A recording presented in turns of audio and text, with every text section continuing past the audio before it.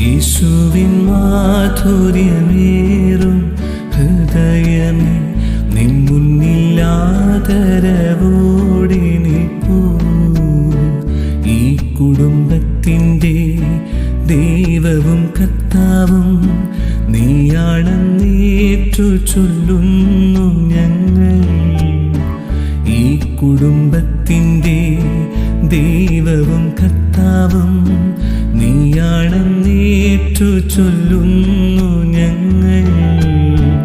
യേശുവിൻ മാധുര്യമേറും ഹൃദയമേ, നിൻ മുന്നിൽ ആദരവോടെ നിൽപ്പൂ.